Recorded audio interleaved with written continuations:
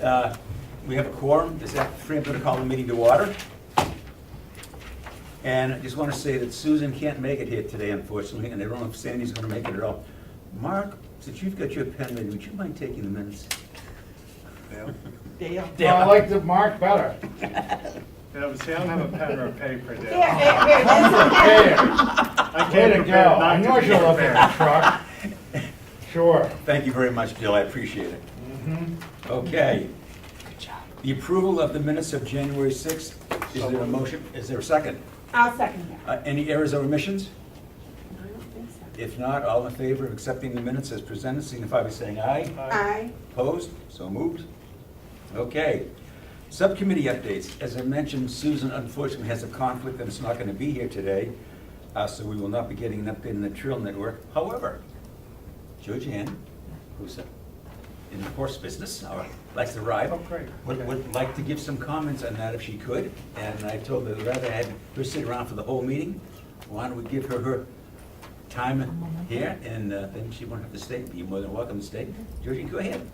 Okay, I first heard of this through my New Hampshire Horse and Trail Council, Horse Council, Yeah. being a member there.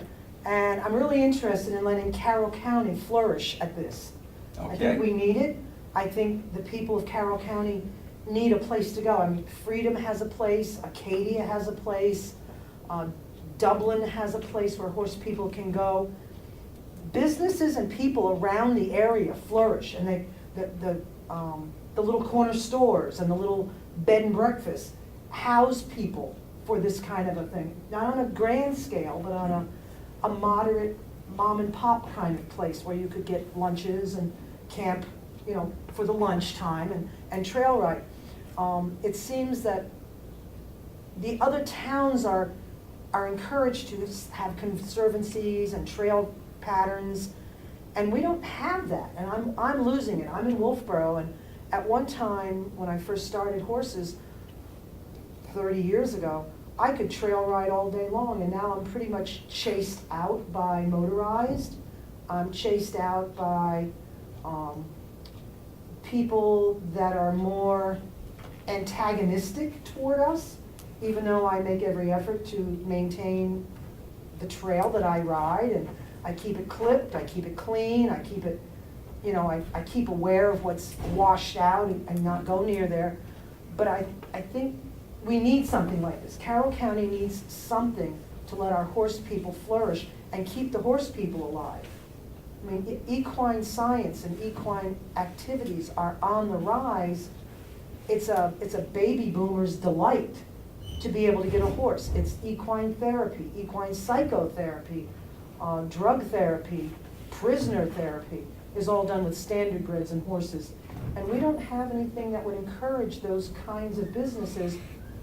You can go in a ring and go round and round, but it doesn't let you get out and enjoy your county and what we have to offer, and it could enrich our horse people. And in turn, I think it would domino to other people that would, the grain stores, the fence people. I'm thinking of the lumber people, Ski-ins and Tractor. Well, Tractor's that's a franchise, but our local people, I think, would flourish from it. Trailer sales and trail riding gimmicks and gadgets are always available. I just think it would be a wonderful opening for us to explore, to have maintained trails. And people who would come in and volunteer and get more involved with the county and say, wow, I didn't know that existed. I didn't know I could have helped improve that. I didn't know I could throw my energy into that. And that's what I think we could do. And I think the horse community would be behind that. What do you think that the county could do, I mean, to encourage and promote this? What do you think this committee should recommend and suggest to encourage and promote this? I think if the trails were created, you could almost have a kind of a, I know Acadia has a pass system.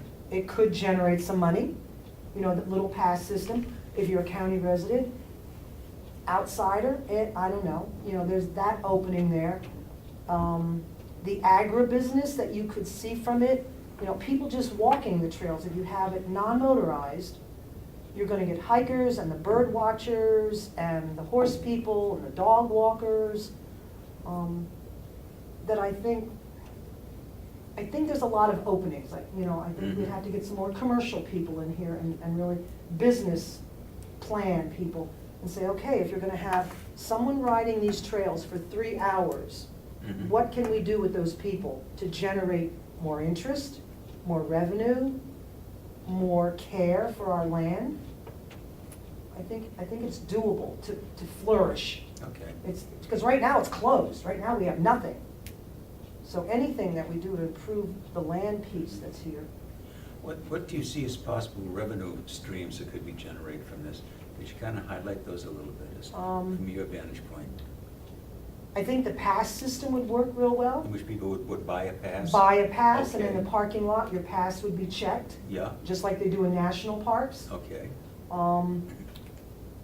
I think people with land around might be able to get more of a, I could increase my residential agri business by saying, look at the lady by Bear Brook State Forest. She makes a lot of money because her boarding business has improved because she's right next to Bear Brook State Park.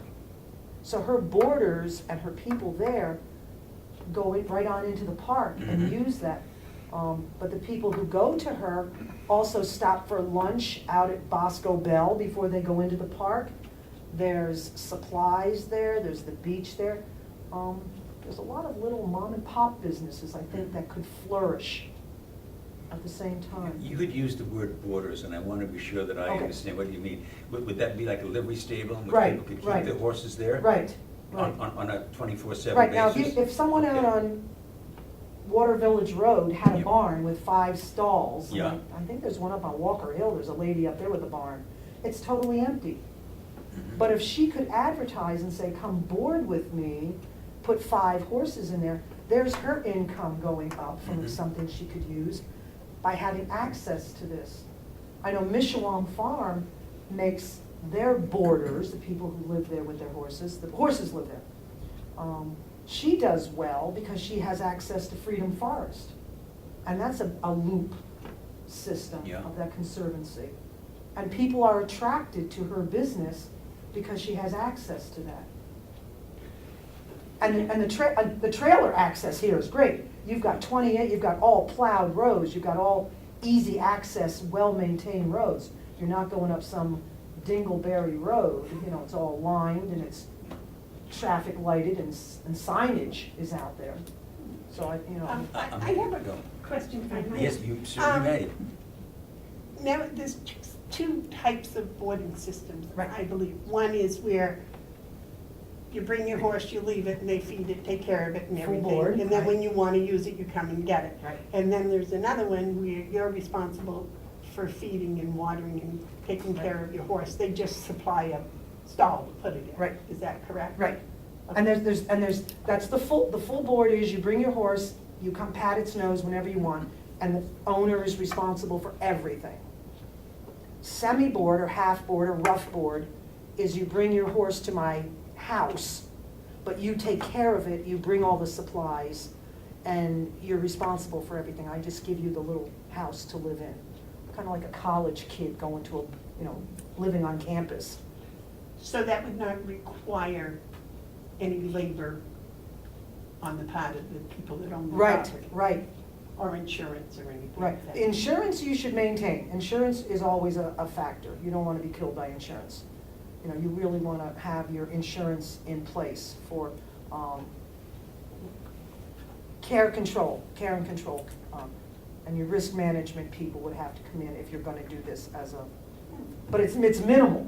I mean, I have custody care and control for like $800 a year for people who bring their horse onto my property to park their trailer, to ride, or to come see me. And they paid you for that privilege? No, I don't charge for parking the trailer in my yard and stuff.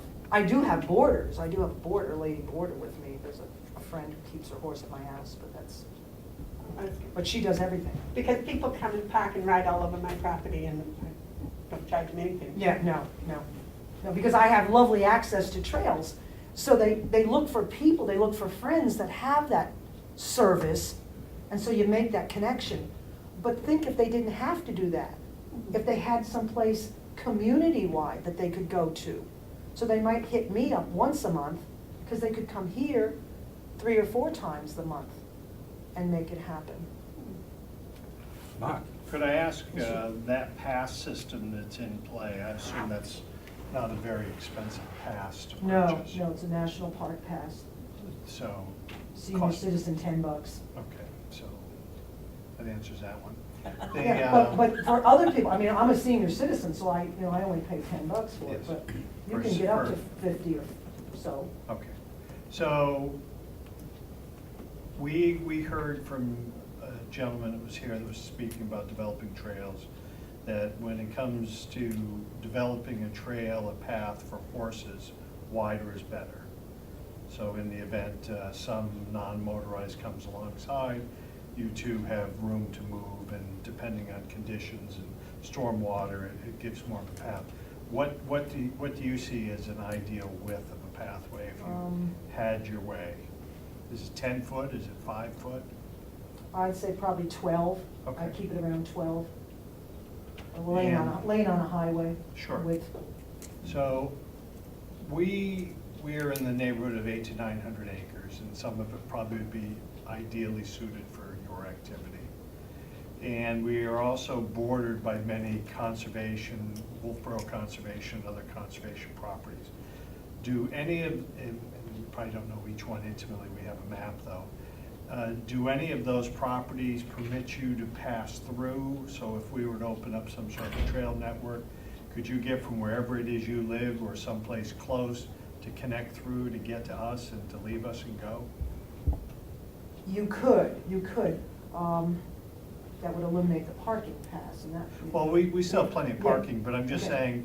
saying, making it more accessible to other places. So we're Yes. working through theirs, we develop a new trail, and, you know. Amanda and I just talked that from New Garden Road, I can get over to you North Wakefield Road. onto North Wakefield Road by being clever and going, I would have to cross,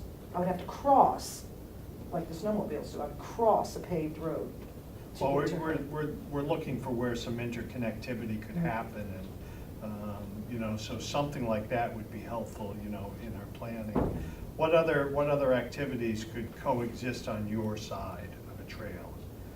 Running, walking, hiking? Running, walking, dog walking, bird watching. I mean, I look at the place that's over near Concord, that wonderful Audubon trail that they have. That's They pay a lot of money, don't they, those bird watchers? I think they might do, yeah. They buy binoculars, what do I know? I have. But you're right, but it's an opening. Think of the Audubon Society being able to, you know, tout the fact they have a place to go in Carroll County to do their bird count or to do their watching Sure. and set up stations where they can view Well, I'm migratory. excited about your presentation. You know, and that's the sort of thing we're looking at. Exactly. But if you could help us with some interconnectivity, you know, do conservation properties in towns typically allow you access?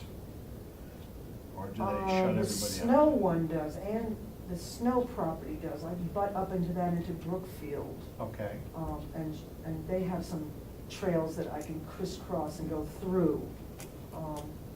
Linda and Roger Murray have some trails that I'm allowed to go through and cross. Do Green Mountain Greenways, they have horse trails up there also. Cindy Wyatt, Yes. Branch Hill runs a fantastic trail program over there, and she's open, as long as you stay off her hayfields. She has the 2 fox hunts that come over there, and she allows them to go on her trails, but with the understanding you stay off her hayfields and you stay on her trails. It's a gorgeous, gorgeous Branch Hill property. but that's Access. that's away from connecting to us, or is that somewhere? Well, No, that's way a- down in Milton. Oh. Yeah, but Milton. that's But I close. could get there from here. And I could be. That's hard to do. Yeah. Well, I'm just saying, if there's an opportunity, it's the same thing with snowmobile trails. Right. The more you can interconnect, and it leaves one group and goes to the next group, but the possibility as an economic development builder is that I can leave here and I can go to Canada. So, you know, if we can start somewhere else and get a natural trail network that gets you up here and we loop you and. you know, I give can you get to more time. Branch Hill from New Garden Road. Okay. It would take a little That's winging. what- well, we should But once talk- again, we should talk crossing, about it. crossing Yeah. 2 highways, but I could do it. You said you were a member of the New Hampshire Horse Council. New Hampshire Horse Council. I think Mark And brings. they're trying to get a group to get together to go to Coos. And Coos County is trying to look into this as well, trying to develop something similar that they're having. Besides their snowmobile activities and lure, luring people in, they're looking for the other season. They're looking for a 3-season sport. And it would become the other season.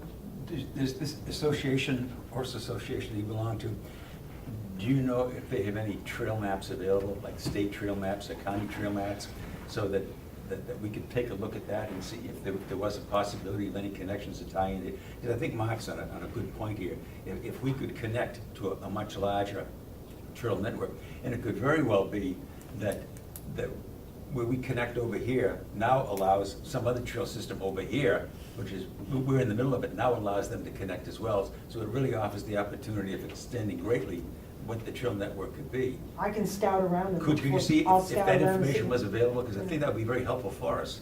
Yeah. Yeah. Will you do that while riding a horse when you say? I will email, and then I will horsetail. Horsetail, thank you for the word. I will go out and see if it's doable Yeah. by my spray paint. There you go, there you go. Dale?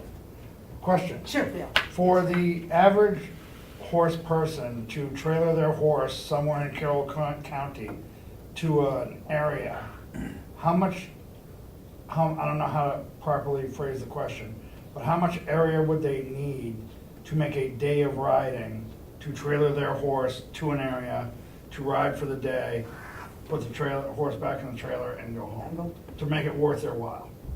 Question. Well, how long did you say your trail takes? You have 30 acres. I have 30 acres, and I've made a pretzel shape, and I can go out for about an hour. Okay. And I can take some of the kids with me, some of the little kids that might want to do a little trail, they just do a part of the pretzel. I can go out behind New Garden Road and I can be gone all day. I can get out to Kingswood Lake, I can go out to the golf course. So whatever that, Winnipesaukee Golf Course, yeah. Winnipesaukee, Moose Mountain kind of area, I can get 8 hours out of that, and I can lunch at Moose Mountain Recreation Area. So I don't know what's the mileage on I that. have no idea. I know. And you can do that, You'd it's want- a you'd want to leisurely walking trail 20 ride. 20 miles is 4 hours of riding, and you can get away with Okay. that. Okay. 20 miles will give you 4 hours of Okay. good solid riding, Do and a most snack in riders, between. do most riders consider that a good day? A good day. A Four- good day. 4 4 hours hours, of a 20 nice miles ride. before, Yeah, okay. an average rider. I mean, Yeah, you've got some of okay. those are, Yeah. hardcore, Okay. but they'll go for Okay. 6 Yeah. and take the break and have a lunch or have a break in there someplace. Okay. But Now, do horse people want to see something new for that whole 4 hours? Or are they okay with doing a 2-hour trail twice? I would say 4 once. I don't like to repeat trail. That's why I have a pretzel. That would make sense to me, Yeah, yeah. you just pretzel it around, Yeah. and you might skim by a piece a little bit. I have one part of my trail system, I go back over it a little bit, but then it goes around. So looping is a good idea. Can I ask one more? Oh, you've got the floor, Dale. How much interest would there be?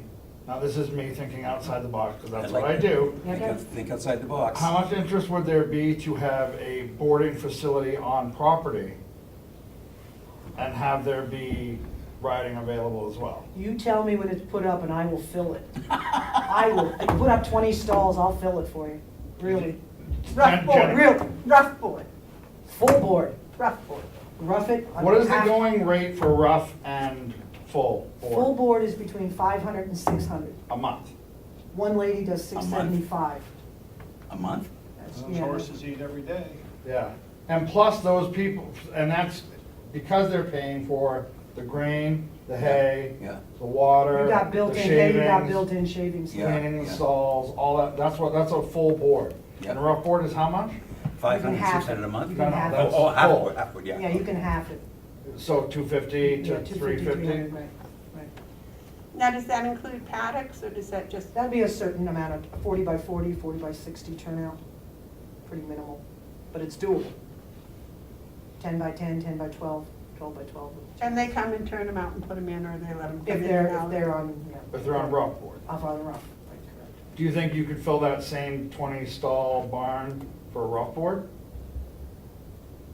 I think I could.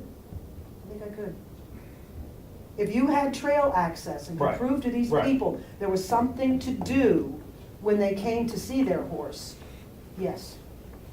Little ring or something? Well, Little no, ring, they're trail. The trail, They- trails, they have you a trail. know, rings are easy. How much interest is there in winter trail riding? That's what I was gonna ask. Is this a winter sport as well, Ginger? It can be a 3.5 season sport. I Okay. mean, I'm iced in right now. Okay. But there are people down in Rochester, down on Blue Job Hill, that are still riding. Okay, Because the water has been running on the path, on the trails there, and Yeah. they're keeping it open. Yeah. And there've been enough riders there to crunch open the snow. So Blue Job, I know there's a girl down there that rides with 4 other people that ride all the time. Now, on those trails, have they brought in some No. sort of a, No, it's just raw just soil? rough trail, rough, raw trail. Yep.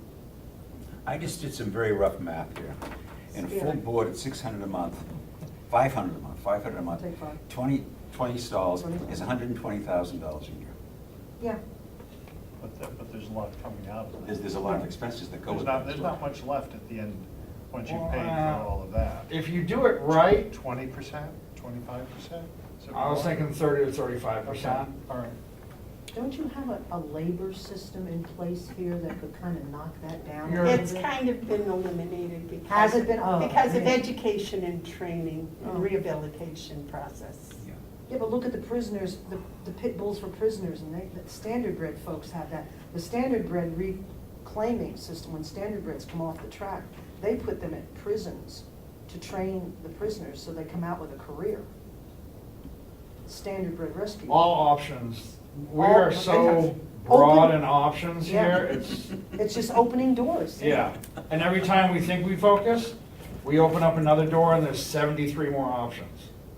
I often wondered, you know, when I buy hay over with Will and such, I often wondered why the guys over there don't come out with more knowledge that they can go get a job at this.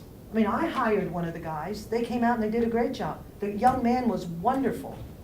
You know, he came and he worked on the farm, he did the wood, he did some other chores for me. He was a great guy, he learned from Will, and he was recommended, and he came to me and he did a great, great job.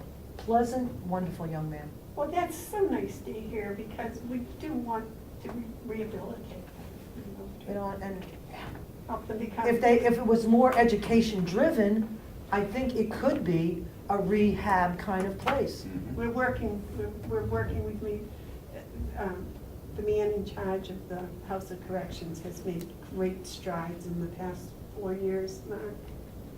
Yeah, he's done the pigs were great educational Well, no, this services. is at the jail. Of the jail, itself. yeah. Yeah, the jail, the education system over Yeah. there and the how to live in society well. It's And hopefully. it's hard work, I'm not saying it's for anybody who's gonna go and say, oh, ta-ta, my nails are gonna get chipped.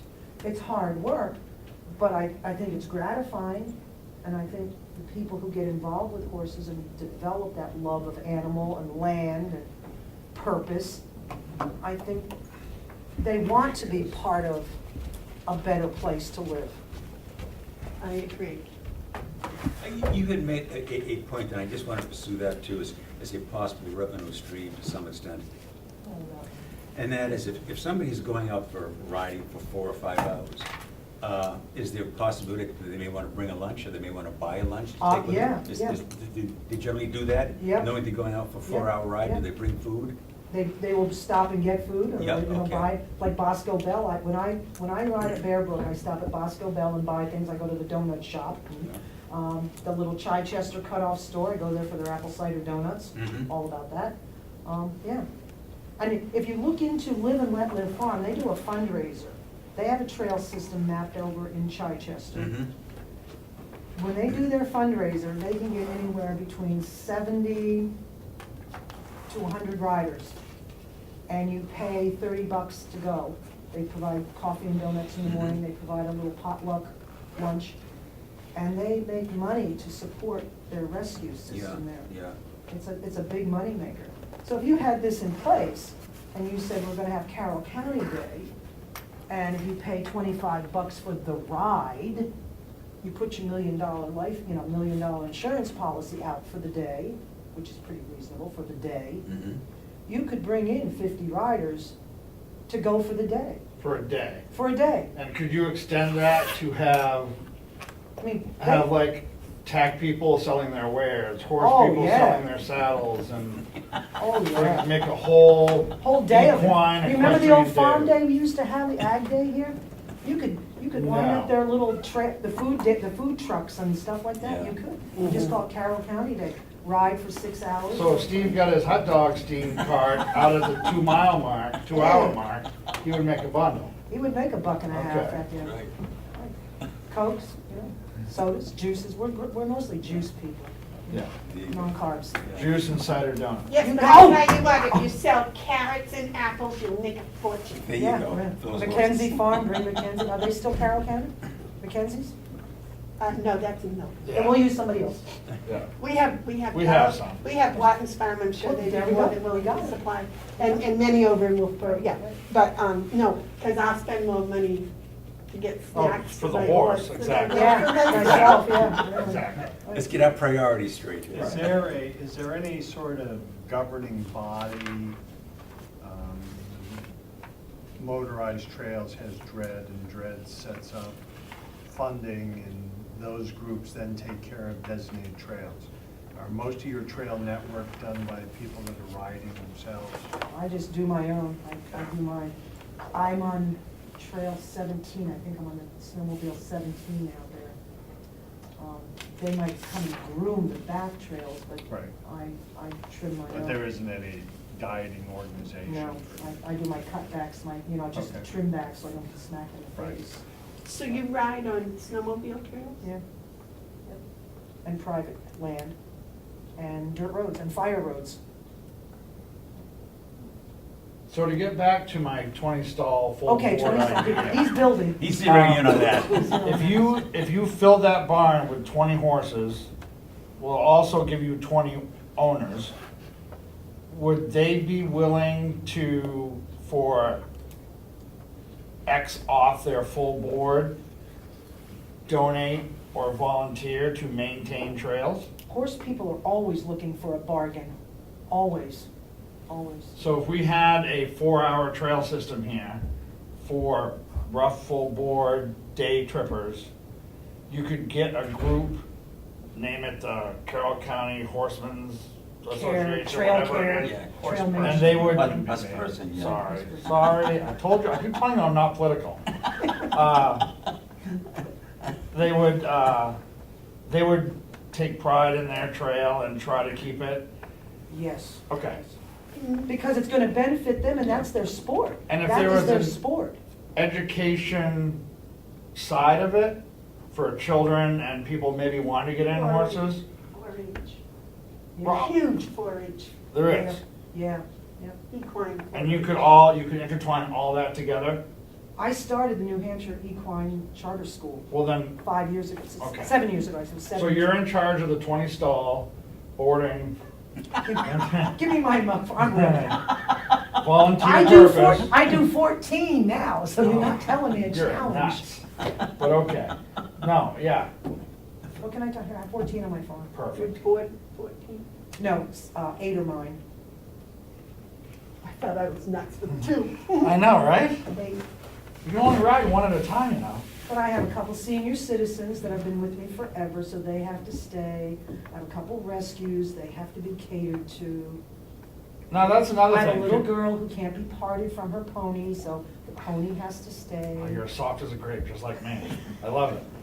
Now, again, could you, if you had an equine thing here on this 800 or 900 acres of land, could you add rehab facilities into that?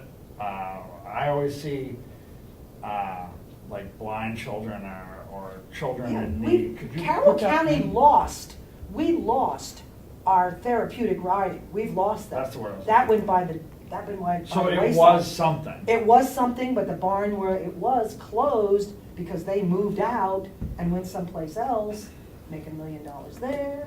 But the therapeutic riding went down because we lost the girl at the Is barn. there a need for therapeutic Yes, therapeutic there riding? is. Oh, yeah, call Governor Wentworth, yeah. Okay. Does Yeah. somebody pay for therapeutic riding? Oh, yes, Yes. they do, yes. Um, Ossipee Rex does too, they're definitely, they do, their rec department has a But subsidy. does that have to be sponsored or run by a state-sponsored You need a organization or something? I would never run a therapeutic without a physical therapist there. Okay. You would definitely need It's to a have your company. 2 registered people. You have a company come in and Okay, do oh, it. all right, okay, Exactly. okay. Yeah. So there is an But you organization have, out but there you that have the offers this horses, service. you have the ring, you have the Okay, trails, yeah, you have okay. the safe spot. Yeah, And then Yeah. you call in your therapeutics and say, we're offering this, what do you have? And bring your children. okay.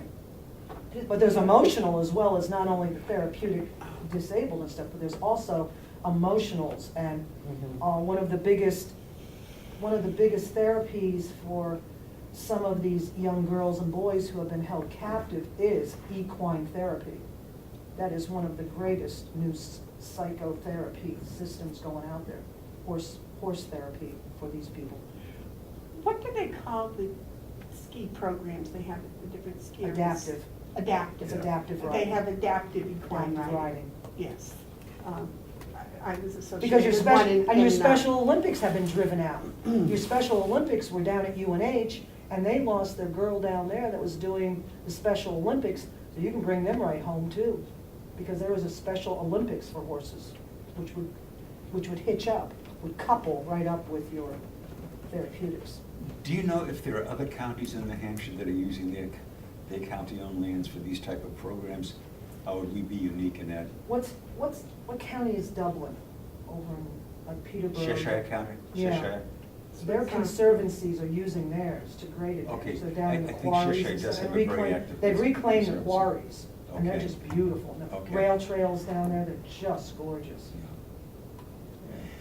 Are you aware of any out-of-state activity? In other words, we know people come up here to ski, to come up here to recreate.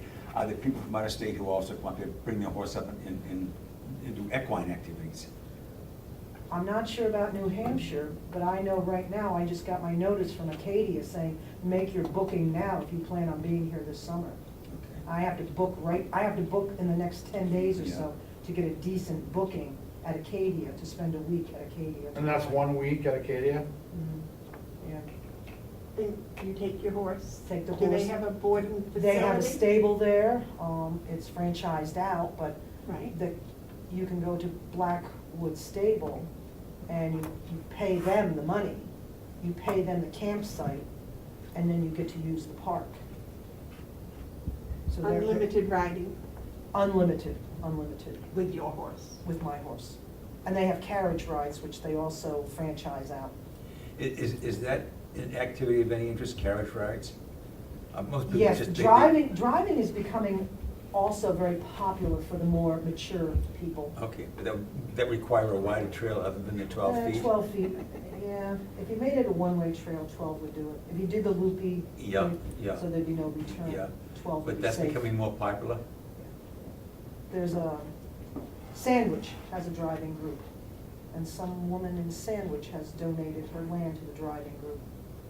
It's Granite State Carriage Association would be a good Yes, under resource other, for that. okay, Granite State Carriage, okay. And they use Gunstock occasionally when they can get into Yeah. Gunstock for their carriage rally. Maybe they would like to be on the ground floor. Maybe they would. Do they do any combined driving events in New Hampshire? They don't. The grounds out here might be good for that. Oh, my goodness, yeah, with water crossings and the Sure, hills and stuff. sure. Training. Yeah, it'd be great for training at least. Yeah, because Acadia, the first week in Acadia is only carriage driving. When they open, the first week is only carriage drivers, and the combo drivers are up there. Yeah, They're crazy. combined driving is like, Just remember your life. It's like NASCAR with horses. it's like NASCAR with horses, it's Sounds got kinda street fun, parts actually. to it and. Right. Are there any events, even one-day events here in Carroll County? You know, eventing? No, Just at the fairs. Just at the, no, that. not they don't even do- Carroll County, no, to put a dressage, a one-day Well, clinic. dressage, cross-country, Yeah. and stadium, yeah. No. There was a therapeutic riding place in Freedom, did that close? Freedom Gale doesn't, no, Camp Cody does. No, this was Mishwan. on It was- 153. It was, yes, it was down One of there the by Hoyt- King. Oh, no, the head injury place, Yeah, no, closed. Yeah. it closed? Yeah. The kids were too abusive. Oh, you're kidding. No, they punched the horses a lot. I thought they did mostly epilepsy type people there. They did, It was head injury too, wasn't it? head injury, head As injury, well? yeah. I didn't know that. And they're gone now, Yeah. anyway, Yes, they they're are. closed, White, was it White? Yeah, Mountain, yeah, picking up on a thing, Yeah. are you aware of being a member of the statewide organization, of any, if your organization puts in any statewide puts on activities throughout the state, basically for a weekend or a week's activities to bring in riders from around New England or anything? Just your fairs. Just your It's fairs, just your fairs. okay. And You Carroll think- County closes out with Sandwich. Yeah. Do you think there'd be any interest in that type of activity? I think they would, don't you? I mean, if you put an event on, like Live and Let Live does, I mean, a trail ride for the day. Yeah, I mean, and I'm the fairs are pretty well attended. I'm just, I'm thinking, when I was a child, they used to, the bourgeois used to have a riding group come, and they would do a cross-country race where they had jumping, et cetera, and Mhm. they came over my parents' farm. But there's an awful lot of people involved in doing that. It Yeah. was, New Hampshire, the UNH does the horse trials. That's the Yeah. only place that it doesn't it have horse was trials like, there. they would fill up Yeah, 4 or 5 hayfields with trailers and horses, and I mean, it was, they did it right. you know, you're right, well, because I'm a little country kid, all that crowd was Yeah. like, whoa, Yeah. a lot. I was just trying to think a crowd that size here, Yeah. but I guess because I have to realize how much land we do have here and how much space we do have And here. if you had a campground on site, I'm just saying, Yeah. just throwing it out there. Well, in the listening sessions, that was one of the ideas that was kicked around with campgrounds. Unlike when you were a kid, they have cars here now. That's right. Really? I so stay away from that. Go to your room, go to your. They're not that much heavy than I am. The entertaining thing about Acadia is they don't provide anything. No, they didn't provide nothing? Acadia provides nothing. There are 10 campsites, 12 now, 12 campsites. They provide a picnic table. There's no lights, But for the there's 12 no campsites, Oh, electricity. there must be Picnic table. toilets. There's one restroom, which they serve, that was there anyway. Yeah. But there's a restroom. 3 stalls. So if we were to look that up online, we could see what that event Yeah, looks like. I mean, Exactly. it's just. I would like to go and visit and see it firsthand. I want to go for about a week. I'll make my Yeah, reservation. this may not be a fair question right now, but let me just throw it out anyway. If this thing moves along and we create this kind of a trail network in which we were encouraging and promoting horseback riding and so forth, and to take it to the next level, we want to basically encourage weekend or a week-long equine events and activities. We didn't know, would your statewide organization be interested in helping to get involved in that type of thing and putting it on? New Hampshire Horse and Trail, it would jump on it. Okay. New Hampshire Horse Okay. Council would be. All right. I mean, if they're willing to leave, the lady that runs it in Concord is willing to go to Coos County and go up north and Yeah. spend a week up Yeah. there, trying to get their commissioners to look at places. Yeah. I would think this is so much closer to Yeah. home. Yeah. Now, would this interfere, suppose Dale's whole thing, Yeah, sorry. would hikers and bikers interfere? Bear Brook does it. The bikers can sometimes be naughty to us as horseback riders. But I think, the separation trails, a biker's trail doesn't have to be, Acadia, they get along very fine. There's certain rules that bikers have posted and the horse people have posted. It's just mutual respect. Right. But what has happened, Bear Brook State Park, is like the only place that horse people actually have right now to go to. So it is becoming very crowded and very vying for the trail space. So I can see where one gets annoyed with the other, because they don't have the separation of trails where bikers know they're safe. And horse people don't know they're safe when they're coming up around a turn or coming up over a hill. Who are you gonna meet on the other side? Yeah. Dale? How many horses could a 4-hour trail system sustain at one time without being overcrowded? 4-hour trail, on the 900 acres, If we had our 4-hour, trail ride? yeah, and you had, 25 or 30, I bet. You'd At a space 'em- time. You'd space them out leaving. And some people like to, I mean, I ride in a group of maybe 3 ladies Right. together, so there goes 3 together, but the people behind me will scoot past us, and those 3 or 4 will go up. and- so it's like playing through on a golf course. Right, exactly, Okay. exactly. That's why you needed 12 feet wide. Right, so yeah, yeah, yeah. 2 could pass. Yeah. Passive, you know. And I think you mentioned this, but just refresh my memory, because I'm gonna write it down Okay, now. this one. A 4-hour horse ride, how many miles of trail would that be? 20 miles is 4. Yeah, 20 miles? 20 okay. miles will get you 4 hours. Okay. I got that in the minutes already. You run the job. No, That's 100,000. That's feet. going about 6 miles an hour. Sometimes it's a walk, sometimes it's a trot. And then there are some canter spaces in there, so you Yeah, know, yeah. 3 speeds. Yeah. And I don't know anybody that trail rides that goes full gallop. I mean, that's for another occasion. That's the Yeah. beach or something. But usually you're looking at the users are gonna be walk and trot people. Some canter. Yeah. And because they're you're all- trail all riding. ages too. And all ages, right, right. You know, I have a little 5-year-old grandson who goes trail riding with me, and I'm more mature than he is, and I still would walk trot and sometimes canter. Mhm. What do you suspect a busy day down at Bear Brook would be? When they have the events, when there's a hosting event, you can get 25 to 30 trailers of 2 horses or 3 horses there. On a day of just a normal Saturday, 5 or 6 trailers maybe. So 12. Because you go for a couple hours and then you Yeah. come back and you leave, and another group of 2 or 3 will come in. I mean, I don't hit Bear Brook until maybe 10 o'clock. Blackwater Dam, we go over to Blackwater Dam, and it takes me a couple hours to get there. We go, we ride, we come back, we have lunch, we go out and back around again. Hampton Beach is a day, that's a good 4-hour, you know, we go down the beach, come back, have lunch, go down the beach again, come back. They let you ride on the beach. Yeah, up until April, I think it's October 1st now, they've closed it up, they've tightened up the gap a little bit.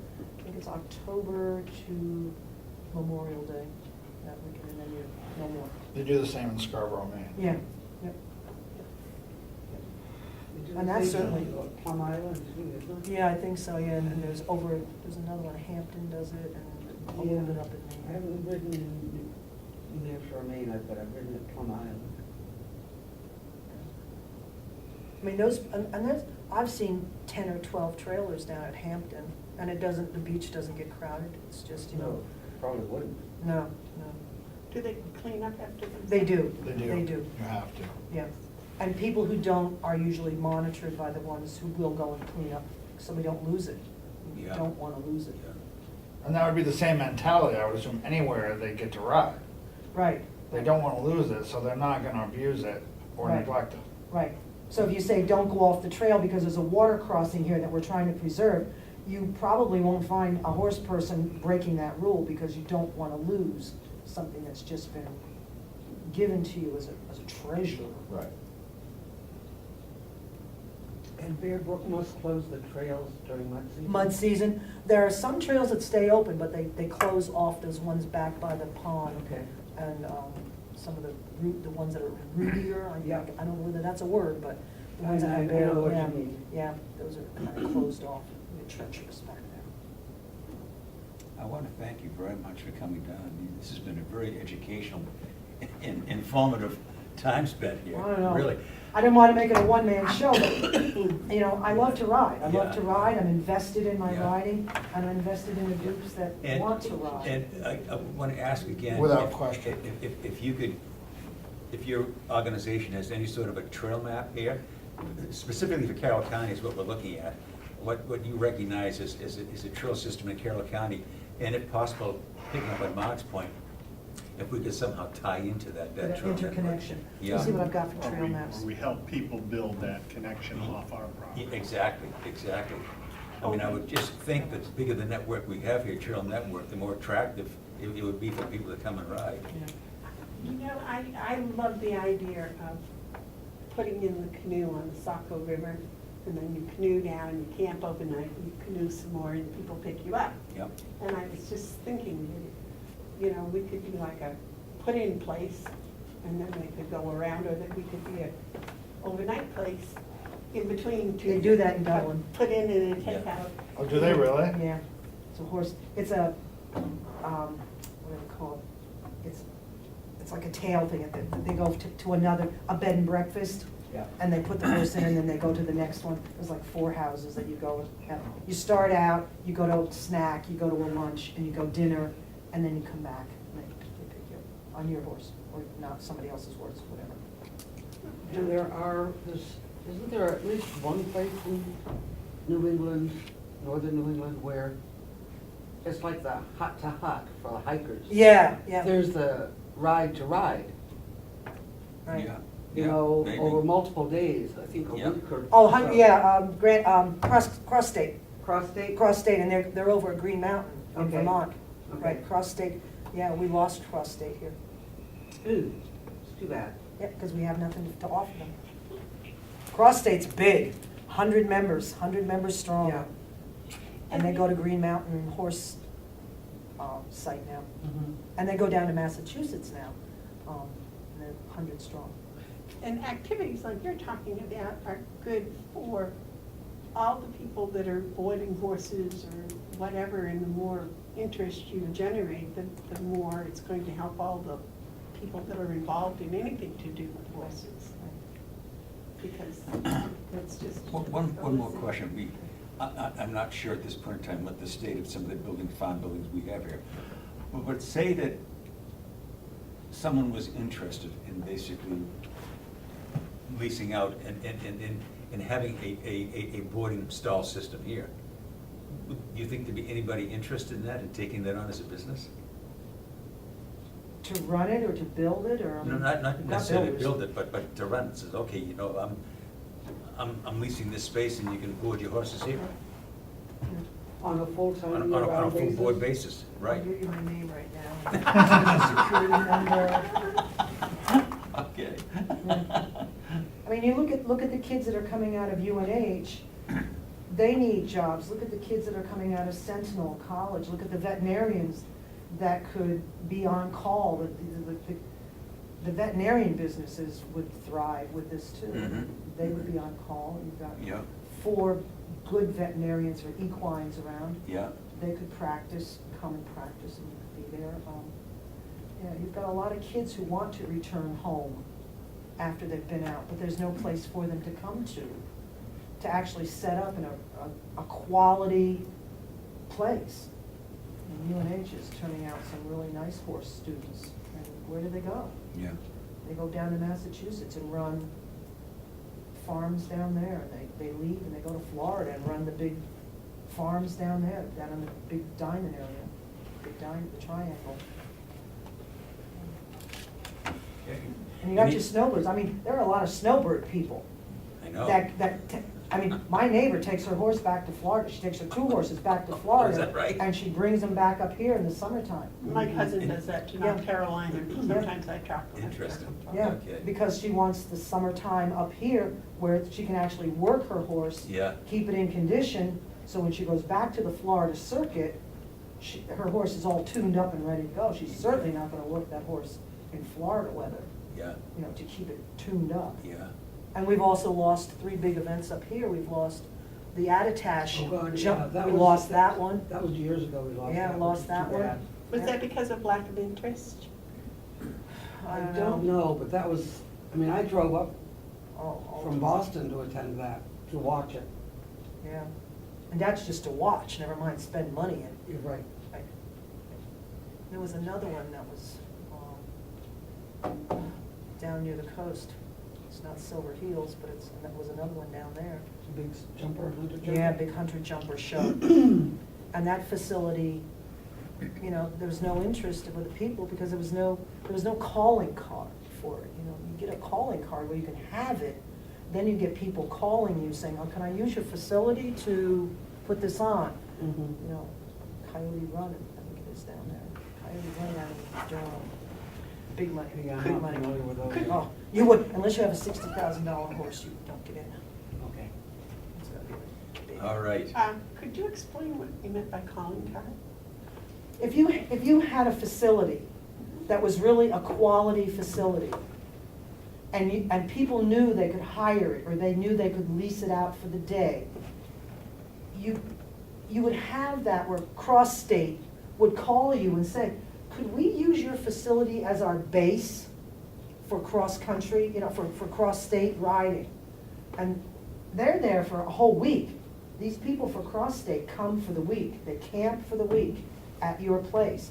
And they loop, and they double loop, and then those people go home, another group comes in, they might overlap. And that's a big time. But Green Mountain has the stalls and the stables and the trails where people call up and say, hi, we've got a couple $1,000 we want to put down to your facility if you will let us use your area. And can we use your trails so our people can come? That's your, you know, you get a good calling card that you've got the facility. But I noticed you were very careful and probably accurate to say quality facility. Right. And what does that look like? I'd put up a nice barn with 20 stalls. I'd keep the shavings and the hay and the supplies in another area. I'd keep it tractored. I'd keep it manicured as far as the lawn goes. I'd keep the fences immaculate. I'd look up all the safest and tout the fact I have the safest fences and safe trails, manicured lawns, and the facility, you know, Hot get and cold running water. hot, cold running water, Bathroom facilities a for couple of people, wash concrete, stalls. right, a couple of concrete pads so they Yeah. can wash Yeah. stalls. Right. Non-interference with drones and things flying in at you, and off the highway where, you know, perimeter fences, Yeah, fences inside and perimeter fences as well, right, so turnout paddocks. turnout paddocks. And when you pull up, you say, this is a great place. Look at how safe this is. Yeah. There's 3-rail fence, there's groundskeepers around, there's a manager on site, there's somebody with a gator that's out doing the trails, checking the trails, are you okay? There's water for people, there's a first aid nearby. Gee, I guess we got that one. But that's a quality facility, to have everything that you can imagine. And if you had to guess, what would it cost to build something like that from scratch? You have flat land? You have some Reasonable. flat land? Reasonable. Yeah. I don't know, what's a post and barn? What's a post and beam barn? 20 stalls on each side? I don't know. Oh. You'd have to do a little research on this one, Yeah. because you can get Morton buildings, you can get American buildings, you can Yeah. get some local builders that would come in and do it. Morton puts up a nice barn with good snow load.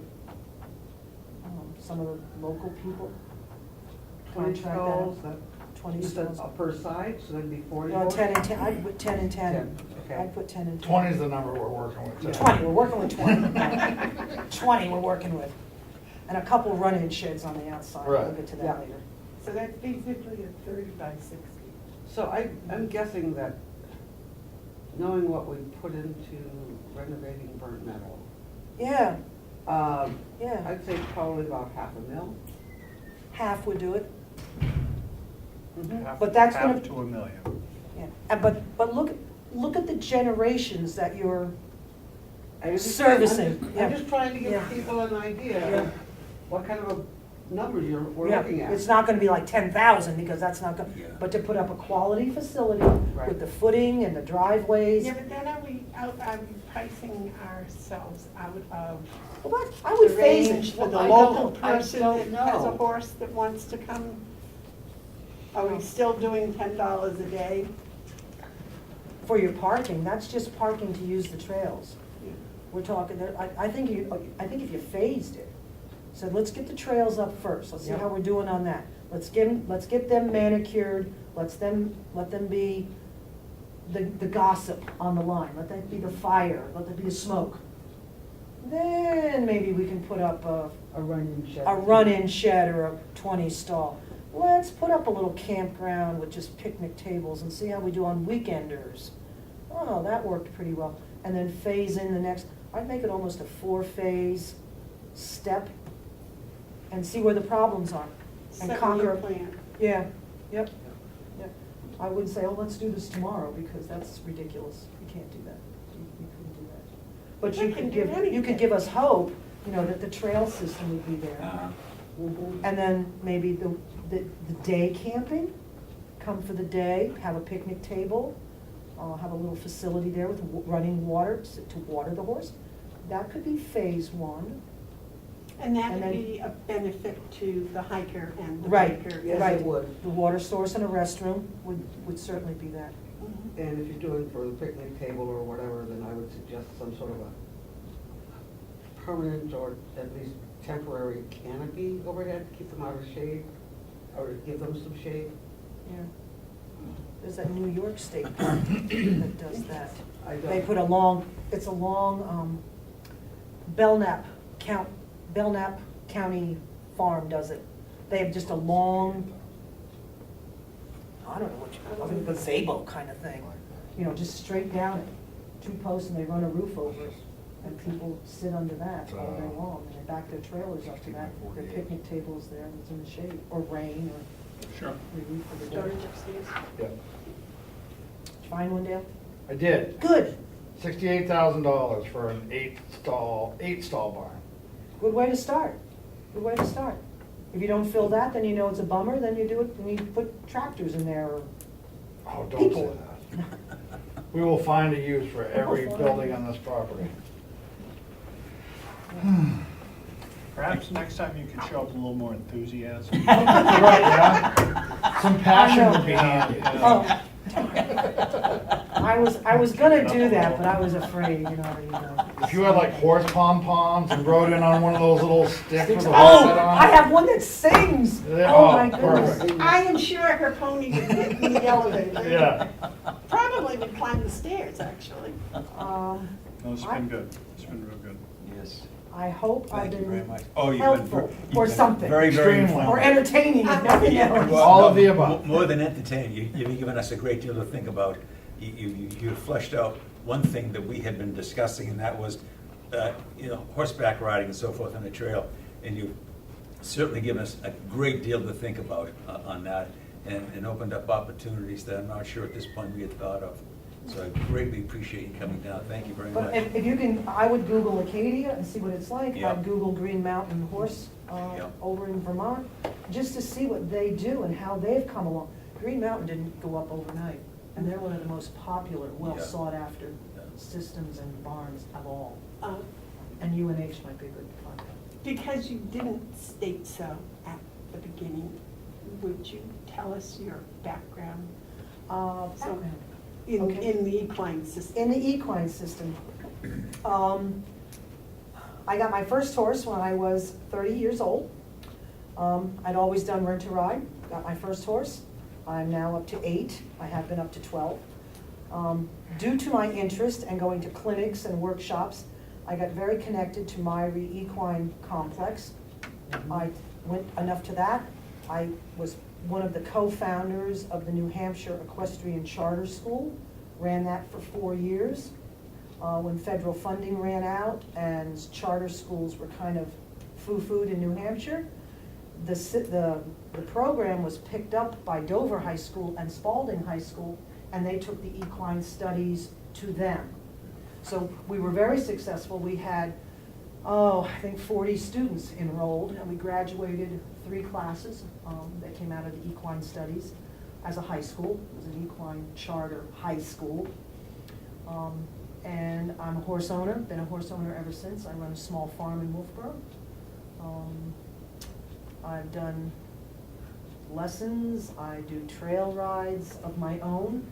I'm a pretty active member in Live and Let Live Farm Rescue. You know, I ride all their rides, I contribute money and time to them. I sent my daughter to an equine college where she learned to teach and give lessons and learn horsemanship. We're a pretty horse savvy family now. And it's my passion. It is truly my passion to see horse people succeed and kids get in touch with horses and nature and care for the land more. And I think horses are a way to do that. I know there are dogs and birds and things, but I also think horses are an incredible way. I have a friend who does equine psychotherapy. He's done rehabilitation of dementia, rehabilitation of drug addicts, and more violent people through equines. And he's down in Virginia, he's down in Middleburg. So that's what I do. And I still teach middle school history, research, and literature. Do you sleep at all? Right after I do my barn chores. Okay. Right after that. Wonderful. Thank you very much. No, thank you for having me and letting me speak, Yeah. speak to my passion. It is truly a passion with me. Well, you're an excellent spokesperson Thank you. for your cause. An excellent spokesperson. Now you got all those other things There to you do. go. Yeah. And thank you again very much for coming down and Oh. enlightening us. Yeah. I'll bring friends next time. Okay. I do have friends. You Other have than time, you have time for them. Yeah, I do. I bet they come to see you. I don't know, but we get together once a month and we do horse, you know, it's the Oh, old there you ladies. go. It's the Horsey Valley girls. Take care. Thank you. Have a nice weekend. Oh, yeah, thanks. Nice meeting. Yeah. Steve, was that the only Snickers that was here today? I know, what's up with that? Hey. Looked One? like it was gone. Yeah. And that Remember the Russell Christmas is- cookies? I know, right? Yeah, we shared those, didn't we?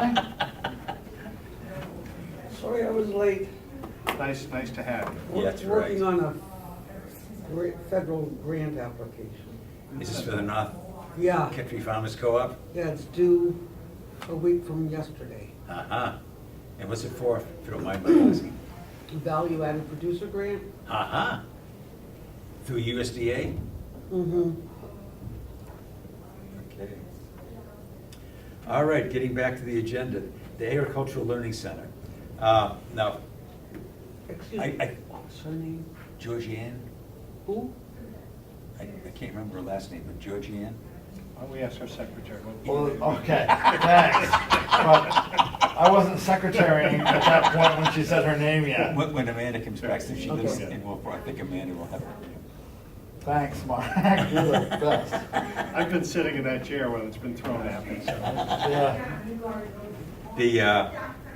I think we had made the decision that we were gonna include the Learning Center into the Georgine feasibility study. Salinger. Georgine? Georgine Salinger. Okay, Georgine, Got it. okay. Like the author? Yes. Okay. I got a call from her on the way here, and she asked if she could speak, and I introduced her, and I think that was just fantastic. It was time well spent. Boy, she had a lot to put on the table, a lot to put on the table. Glad I wasn't taking notes. Really? He's only got one paragraph, but they were in trouble. I'm always thankful when Ed's here, so. That's right. You I'm can gonna go home and watch it so I can get the rest of my notes. GovernmentOversite.com under the county, and you can get it word for word. Yeah. Yeah. Okay, other business. I have not heard back yet from the White Mountain Community College. I sent them what Ed had sent me in regards to looking at the culinary kitchen. That was something they were very interested in, and I forwarded that right along to them. I heard that they were gonna be meeting at 1 o'clock yesterday, and I asked them if they could get back to us as soon as possible, because we're having a meeting today. Wanted to know whether they had any interest, but I have not heard from them yet. In the 40-some odd minutes we've got left, what I'd like to do is, yes, Dale? Along that line of the commercial kitchen. Yeah. Would we be interested as a committee to talk to a teaching chef privately, a private teaching chef that would be interested in that commercial kitchen as well? Nothing ventured, nothing gained. Is that something that we would be looking at now, or should we hold off on that until we figure out Well, I what we're think doing? we should see what the college wants to do. If the college has an interest in it, then I think, since they have spoken first, I think we should give them first dibs on it. But if they don't have any interest, then I think we would want to explore if there are any other opportunities there. Okay. Educational. Educational. Right, yeah, it would be Yeah. a teaching facility. Yes, yeah. No, what I did find out is I sent an email to a woman down in Rockingham County who's with Extension. And I'm on her email list, and they're doing programs all the time down there in Rockingham County. And I laid out what we were trying to do here as a committee as far as the educational, agricultural, forestry, educational group. And she emailed me back and said that she wasn't sure that she could provide us with any answers, but they had done a 13-week program with White Mountain Community College. And I thought that was very interesting, very interesting. This was Extension into college. So I'm really very anxious to hear back from the college and explore that possibility, likelihood with them as well, to see whether they could be. But the woman that I emailed said that at this point in time, she did not know of any extension programs that we may be able to use. And what she was citing in conjunction with the White Mountain Community College was a past program. It was a 13-week one. So again, something else to explore. But since we have made the decision that we want this to become part of the feasibility study, it may give us an opportunity to further expand on what we'd like to see in that as well. Amanda? Well, she was talking about an incline charter school. I'm just wondering how many other such establishments there are, or people that would want to have a place to have something like that. That may be information that she would be able to get for us. Yeah. No, I mean, she opened up, a lot of things to think about here. Like Dale says, we get focus on one thing and suddenly Oh it my becomes God, That's 7 right, days. that's right. Yeah, we were gonna put up a couple of trails Yeah, for yeah. snowmobiles and horses, Yeah. and now, But you know what that means? It means we're doing our job. That's Well, exactly what it means. we gotta come to Some some conclusions sort of, here. we gotta Well, pinpoint a little bit. Exactly. Well, the thing I think is, in anything, you have to have a beginning. Yep. You can't stop at the end, you've got to start. You can't start at the end, you've got to start at the beginning. Agreed. Okay. I'd like to jump to the funding. Here, because we don't have a lot of time left. As I think I've been emailing everybody, the emails that I've had with Peter Benson at the New Hampshire Charitable Foundation. And I've emailed both he and Andy Kendall of the Kendall Foundation. And Andy has said that basically whatever the New Hampshire Charitable Foundation agrees to, he'll buy into as well. And that was basically what the original email that I had with both of them. And so we could be looking at $5,000 from the Charitable Foundation and an additional $5,000 from the Kendall Foundation. But as Peter said, and it was an email that I sent along, what they've got, and this is our last bid at this thing for this year, is this program that they've got starts February 19th and it closes on March 30th. So that means we've got Till March 29th to do. till it. March 29th to get something in. And what he suggests is the first thing we should be doing with the Charitable Foundation is basically he said is registering with them. And this gets us into the loop now to move along with that. And so what I emailed back to him was that we were having a meeting today, and at this meeting, we would hopefully make a decision as to what direction we wanted to go in. But I would think it would make all the sense in the world, since we had talked with the Charitable Foundation from the get-go, that we continue to pursue that. And so with your permission, I want it to be a vote that we register with them, and then, if necessary, ask Peter if he'll come up, or just to get in touch with him to basically to take those next steps to proceed. What is it exactly that they're gonna be looking for, that they'd be looking for us to? I don't think they're gonna be looking for a feasibility study, I don't think they're gonna be looking for an RFP, but what exactly will it be they're looking for us to basically to be eligible for that funding? What does registering involve? I don't know. I Is don't there know. financial to registration? I don't know what it is, but he says the first thing you need to do is basically kind of, and register may not be the right word, but we've got to get into their system. So you didn't get into their system? Yeah. I went to their website, and, you know, it's page after page of different stuff. But he had said, and I think I sent this email along to everybody, that what he would recommend first is basically to register, and that may not be the right word, but to get in. Now we're into the system, now we're a known entity. And they may want a brief biography in that of just who we are and what we're trying to do and the direction we may be going in. Is there a standardized form to fill out to become part of their group? There may be. Why don't we authorize you to explore that? Okay, Short of any financial commitment. yes, okay. Here, let me write that down. Is there a second to that motion? I do. Okay, any further discussion? Okay, all those in favor? I, Aye. Opposed? Okay. And I will discuss that with Peter and explore that. Yeah, I will, that's the only part I care about writing down. Did you get an email from me about a? Yes, I did, and that's also on here. I did. My computer decided it didn't want to work today, and my printer broke down. But I did review it. There were about 3 different programs in there, I think, yeah. Was that anything you had looked at before? Me, in the past? Yeah. No, I wasn't aware of that in the past. This is the Northern Borders Regional thing. And that is Jeff. So, yeah, Jeff, I met with the director of Lakes Region Planning Commission this week to pick up that mapping that we have there and that overlay that they provided us. And while I was there, we chatted for a while, and he's been following what we're doing. He wanted to know if we were aware of the grant program, and I can't tell you the name, nor Northern Borders Regional, it's a 4-state program. But those are match funds. In Carroll County, there's a 50% match. The question I had, did we take them? We did. Those were for projects up to $500,000, of which in Carroll County, we'd have to come up with $250,000. And I wondered if a feasibility study would qualify with them as a project.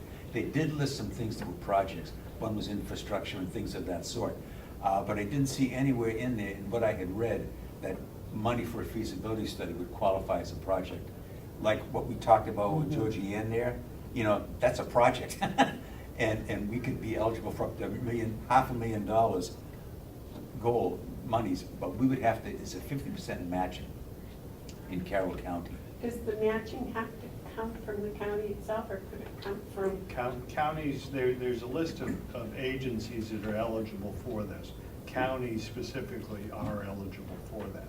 How the match could happen, you know, we don't know. That could be private money, whatever. Yeah. Well, that's, But the application process is handled through the regional planning commissions, and the governor of each state has a tremendous amount of say over where that money goes. You had mentioned that. So, he was willing to talk about it. He said the person's in charge of the program isn't that far away from us.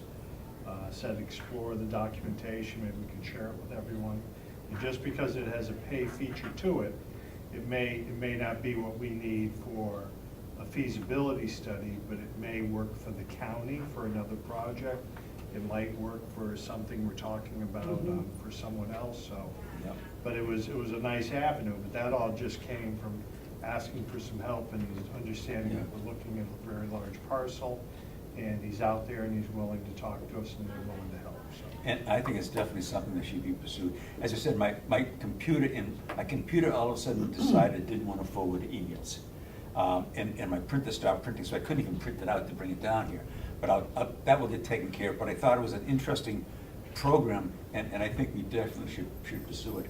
And they've done a local project here in Wolfboro for their funding right now. What's Josh's group? Is it Gala? Kayla? oh, yeah. They are in the process. It looks like they're gonna qualify for X number of dollars for actually helping them put some buildings up somewhere. So Interesting. So there's a real possibility that somewhere in our grand scheme of things. Now, is we Jeff Hayes, might pay attention. is Jeff the go-to person? Yeah, he'll put us in touch with whomever. He's the executive director of the Yeah, planning commission. I know Jeff for many, many, many years. Used to be up Northern County. Yeah. Yeah, Mark, he's nice. where's the original, the primary source of those funds coming from, the federal government? I believe it is. Yeah. You don't know which agency? We'll send you when the Okay. computer gets running, we'll send it Yeah. out. But Yeah. it's monies to be distributed in New England for the emphasis, I believe, is economic development. It is economic There's- development. So, Yeah. my understanding is the planning commission sort of take in the applications and coach through, and then the governors decide, where the funding source is where it's gonna go to. Okay. And it's the three north, it's Maine, New Hampshire, Vermont, isn't it? New York also. Oh, New York as Yes, well? yep. Okay. In New Hampshire, it's Coas, Carroll, and I'm not sure whether. Grafton. Grafton, yeah, but in this thing, they didn't mention Grafton. But it is, in Coas has an 80%, Coas only needs a 20% matching fund, but Carroll needs a 50. Okay. But it is a four-state Yeah. regional organization, yeah. So if we were going to build something to rent out, and the person that wanted to rent it pay the year's rent in advance, we could use that money as matching. I don't know. Oh, okay. With a lot of the federal grants, as long as it's that require the match, as long as it is in writing and enforceable. Verifiable, It's yeah. verifiable, yeah, you could use that. What I had wanted to do in this, because now we've got to get serious. We're looking for money here. And I had discussed with Susan via email, creating another subcommittee, basically to just focus on pursuing these funding avenues. And this was before I got this from you. But you had indicated in email that, let's talk about this. Would you be willing to be in the subcommittee as well, Mark, since you've already started down that road? With funding, or is the Want my legislature pen basically? now? Would you rather have this card? I'm happy to participate, but I can't share it by any means. Oh, okay. It's put away, Oh, no, this is the right committee for him to come to visit. yes, it is. As a matter of fact, you're a Carroll County resident, aren't you? I am, yes. Yes. I'll be in to see you about Is he joining. short hair? Maybe not. What do we got? He's a He's a boy. boy. His Is that right? mother was a short hair, father was a wire hair, so he's kind of in I see in the the. face, so that's a little. Oh, yeah, definitely. You're on television, would you like to introduce yourself? I'm Matthew Conley, Assistant Carroll County Attorney. All right. Again, sorry for dropping in on you folks. Come on. You can stay. Come on. Come on.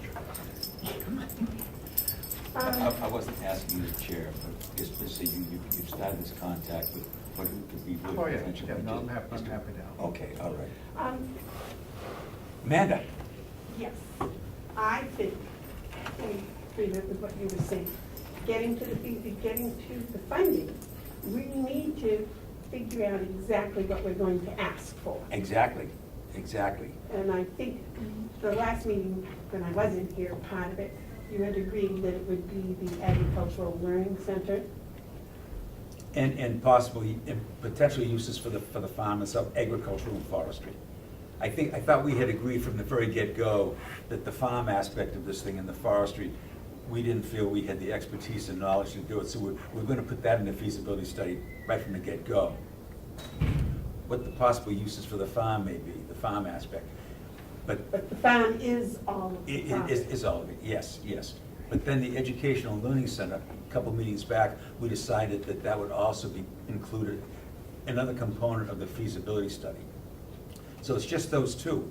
I mean, the trails we're doing ourselves. We decided we could do that ourselves. And last meeting, we had Tom Howe from the talk about the conservation easement. And I think there was a general sense here that was something that we could also do ourselves, so there's no reason to include that in the feasibility study. So I guess the next question is, what do we feel is left?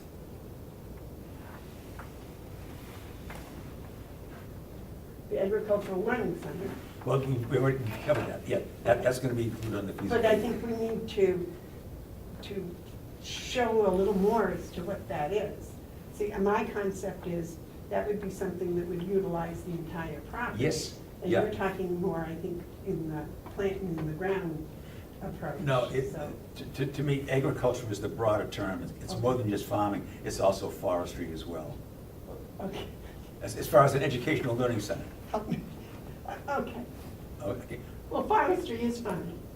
okay, well, yeah, all right. It's the broader picture, okay.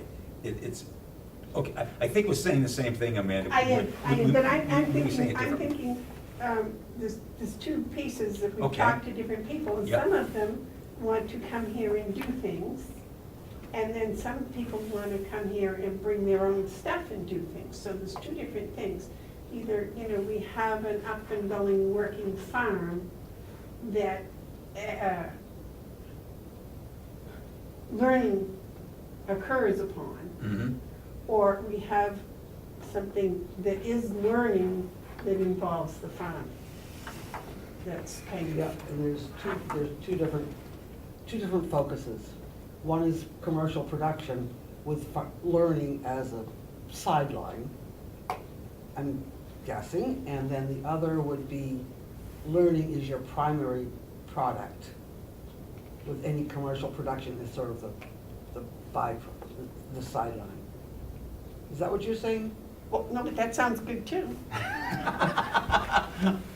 But that's what I'm saying, this agricultural learning center just is so broad, I think it's in, Right. a lot of people have different interpretations. Okay. And maybe we should kind of narrow that Okay. down to, maybe Or it at should least be. define it. Yes, Okay. what she said. All right.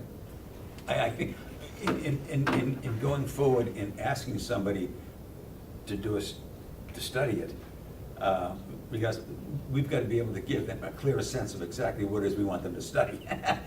We can't send them out there and they come back and we say, well, that wasn't exactly what we had in mind. They've got to have a clearer sense when they walk out the door. What is he when we take a look at here? Mhm. What am I to find or to explore? Exactly. So we need to be able to do that. But I guess maybe, I'm not sure that that in my own mind now, based on the comments, that there's a clarity here. I see the educational learning center with research combined of all the property as something different than a farming aspect of the property itself. And I'm getting a sense from to you that you don't see this, you see the two of them kind of joined together here? No. Okay, It's just a matter of emphasis. Because a working farm would be, the primary purpose is to make a living at it, or to make some income out of it. And people may come in on occasion to get a little workshop, so that, the learning there would be secondary. Whereas the agricultural learning facility, the primary purpose for the entire property, that component for the entire property, would be the learning. And if you sold any products, that would be a sideline. It's not the primary function. So it's just a matter of emphasis. yeah. Well, one of the things that we had talked about, we had never had a lengthy discussion on it, but we had talked about that, and that is leasing out some of the property. Right? To farmers. Yeah. What? Nothing, no, go ahead. And particularly in light of the fact that a couple summers back, when I was at your house, and you had a little workshop for beginning farmers. Yep. And I had asked them what were some of the biggest issues and problems they had, and unanimously, they said, finding available land to farm. Correct. And that was something, while we have not had any lengthy discussion on it, we've talked, would we want to take a few acres here and make that available to young farmers who are just getting out? Now, that's where the Educational Learning Center, to me, would definitely become a part of that. Is now we're helping them, these beginning farmers, to farm. But then, maybe we may want to take other acreage, and if there was a farmer, a group of farmers who don't have land, but would, or maybe want to rent more land out that this would become a different component of it altogether. They aren't here basically to educate and to learn, but basically to farm. Dale? I believe, though, along that same lines, I think the direction this committee was going, if we leased land to a farmer, an educational aspect would have to be in that lease or something to teach other people that want to learn about that type of farming that person's doing. Is Why? What? Why? Why? Yeah. Why did we go that way? I don't Yeah. know why we went that way, but I think it was for the educational, so we can intertwine the agricultural and the educational aspect of the Okay. farming. Well, if I'm leasing, say, 5 acres, Yep. what benefit do I get to also provide some education to other farmers? What's the Because you're benefit? leasing land that you would not be able to get. Do I pay a lower rent? I don't know, we haven't discussed that. Like, we haven't discussed 3 of the main topics that we got from the learning sessions. I mean, we have until, not to be a fly in the ointment here, but we have 6 weeks, basically, to put together this document for the feasibility study. To get the funding for the feasibility study, correct? To submit an application. Right, And so in that application, what is it we're asking for and why are we asking for it? So we have to have some sort of a presentation here. right. May I make a suggestion? Sure. Oh, this may open up a whole can of worms. Another one of those 72, 73. Well, no, I'm wondering if for the next 2 weeks, each one of us could actually put down in some sort of writing what we have for a plan for an agricultural learning center. And then next week, or the next meeting, share those and maybe take them home and digest, and then in 4 weeks come up with some sort of a, discuss it all. Because I'm just finding out today that things that I thought we all agreed on, we agreed on terms, but we all have different impressions. When that lady was talking about the horse trails, and I know we all agreed it was a wonderful thing to have trails, and yet as I hear each person speak and I listen to her, we've all got a different picture in our mind when we say trails, which is good. That's the whole point of having a diverse, and now I'm finding that we have a totally different outlook when we're talking about agricultural learning center. And it's from our background. I mean, I'm a teacher, so you say learning, and I'm thinking K through 12. Okay. Sandy's a small farmer advocate, she's thinking active farmers. And Dale's talking about beginning farmers, and. Why do I get the beginning farmer stigma? There's no stigma to it there. No, but I'm Dale's the guy that doesn't know anything that wants to learn while he's raising his pigs. Thanks. But I'm- As I write these down. I am saying that is wonderful because Yes. we have different perspectives. But I think if we put it in writing, because I really haven't got a finished picture, and I'm not sure anyone else does, some may, but if we put it in writing and then we share those in writing, and we go home and we digest them for 2 weeks. And I may come in here and I may say, oh, no, Dale, we're not having miniature cows running over the trails. And Sandy may come in here and say, Dale, you can't have sugar beets growing out in front of the nursing home. They're not Okay, well, flowers." again, why am I the one that's having the bad ideas? You gotta pick on somebody. My goodness, I'm glad I have broad shoulders. And then you may come in and you may say, oh, man, I think the idea of going. And I have a high voice too? My word. Let's just pick on Dale after me. That's all right. No, you had made a comment that in the listening sessions, there were 3 things that were brought up that we haven't discussed. No, not What- 3 what- things. what were those? We went to those 3 listening sessions Yeah. and we made a chart of, Yes. and then we Right over categorized there, yeah. Yep. each Yep, idea we had into 4 major topics. yep. Some of those we haven't even looked at yet. Which one? I don't have the chart, the whole chart in front of It's me. right behind, it's right over there. It's rolled up, Mark. On the, behind the sign that says Dave Babson, On the table. on the table. Oh, Is it this? Yeah, there should be 2 or 3 of them, I don't know. Some of those were another presentation I did. Is that it? Sure. So we've talked about tenant farming, we've talked about the ag. We have not talked about the preservation of New Hampshire agricultural history. And that's on the solar farm. We haven't touched base on a solar farm yet.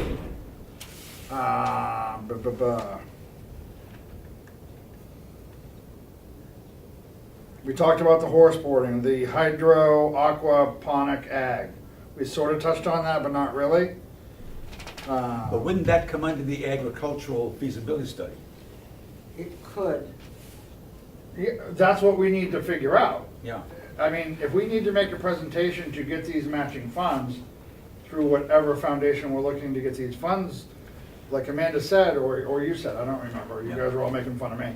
But we need to have some sort of presentation to give to said foundation to get these Yes. funds. So if we just say, well, we want to get this money so we can get a feasibility study on this, No. we can't do that. We need to make it more specific and tighten it up quite a bit. So in order to make sure everyone in Carroll County that came to those listening sessions, they put the time and effort to come and to give us these ideas. We need to go through these ideas and make a presentation to get those funds. By presentation, do you mean in person or written? I think it's part of Both preferably, but it's written part- at least. At minimum, it has to be written. Yeah. And that's where I'm at. I just, and we have, again, when I say we talk about something and it opens up 73 other doors, right. it does. That's right. But at some point, we need to, I don't know what the word is. At least show that they've been considered. Right, exactly, that's my point. Okay, Sorry. no, don't ever apologize for adding to it.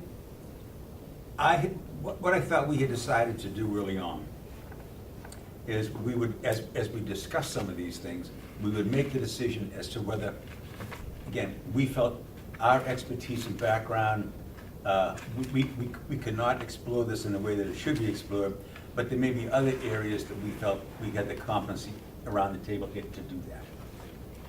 And I think, again, I'll cite the trails. The trails, to me, is a classic case. I think the group felt from the get-go, as we began to take a look at that this is not something we need to spend thousands and thousands and thousands of dollars on. We could do that in-house. Whereas we came to the conclusion that however we're defining an agriculture meaning farming and forestry, the bigger picture, that was something that we felt, no, we need more expertise to come to the table, so we were gonna put that on the feasibility study. And also the running of the farm, whatever that could be. That could be hydroponics. That could be a lot of other different things as well. That's 73 different things that we open up and all of a sudden Right. we feel overwhelmed. That, again, we did not feel we had the expertise to do that. Again, that would be on the feasibility study. So there may be a lot of things that were part of the listening sessions that may never be part of the feasibility study. As you recall, there was a gentleman sitting right over there who had been with the Boy Scouts for a number of years. He wanted to have camping. I don't think that needs to be in a feasibility study to decide whether we should have camping here or not. But Go here's ahead. my question. Yes, go But ahead, do we Bill. need to focus all these things into the presentation for the matching funds? So we see if we qualify for these grants? Or can we wait on that until we put together the feasibility study of what we want studied? Do we need to have a focused presentation kind of parallel with a feasibility study to try to qualify for these grants to get the feasibility study? Or do we not need to do that? I'm speaking just for me, my interpretation of this, and it may be completely wrong. We are asking for funds to do a feasibility study. Right. And so potential funders, whether it's the New Hampshire Charter Foundation, the Kendall Foundation, or the Northern Borders, are gonna say, okay, what do you want this money for? And if we're all over the place saying, well, we wanna look at campgrounds here, they're gonna say, wait a minute, hold it, you know. So this is the feasibility study. This is what we want the money for. Okay. These are areas that we want studied. Now, it could very well be that while we've got 2 now, that we may end up with a couple more. But as I say, we're going through this. So I think we have gone through a lot of that. You know, we've talked about, you know, hunting courses and stuff like that. Right. Well, you know, there's a Carroll County Fish and Game come up in Madison. They offer that. There may be, someone said there was one down in Freedom or something, not Freedom, but Wolfbrook, they offer that. So, Okay, so- but it was brought up at the listening session. We looked at it and we said, there are other entities that are performing that service. So we have, just for an example. Yes, go ahead, yeah. We have crossed off the hunter safety / shooting range /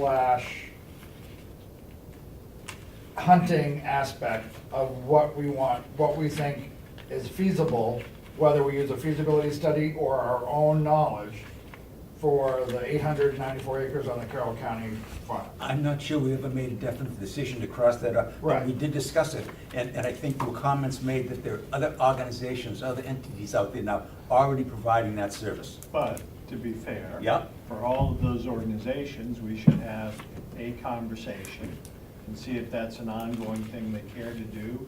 Or maybe those 3 groups might feel better that if there was a room available to do it here, that they would staff and take care of that, because most of your volunteers are all getting older. Last time I took a hunter safety class with my kids, those are all older gentlemen and women that are teaching those things. So we should have that conversation before we Okay. cross it off. Okay. So, but I see that it could fit into there. But that's my point. So basically, we need to have at least a rough draft of what we want studied in the feasibility study to present to the people that we're looking to get funding from. And one thing that I think would be very interesting is, and this might help, well, at least for our own records, we take the list of topics that we gathered at the listening session. We just run right down, one behind the other. Yep. And then behind it, you have just a brief sentence or 2. What you did with it. You contacted so-and-so, this is the result. You know? And then we know which ones we've already addressed. The ones that you've got the blanks, maybe that's where you go for the feasibility study. And we could also even end up producing a report that goes back to the JQ public. And these are the people that came to the listening sessions, they gave us all these ideas. This is what we've done with it. I think it would help because Mm-hmm. the people that came to those listening sessions, I know it wasn't a large amount, but if people who are interested in this, like Mark said, the gentleman at Lakes, what was it? Like the Is director. following this. I don't think he was at a listening session, but other people are interested. And if they Yeah. see we're doing the things, we're putting in the effort for what the people did come for the listening sessions, we'll be more involved and more inclined to support what we're doing if they see us doing something with what was given, rather than, well, there's just another committee that did this listening session as a smoke, dog and pony show and not doing anything with it. Right. So, yeah, I think that's a good idea. But Amanda has a good idea too, because she's right.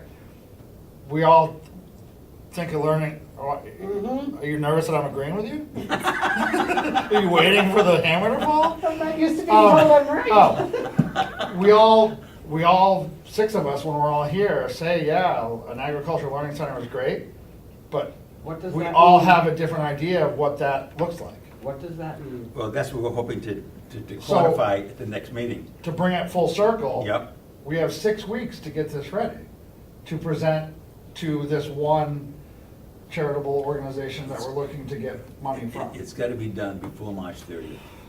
Yeah. And I will be talking with Peter. You give me to talk with Peter and say, okay, just how does this thing have to be framed? What is it you're looking for?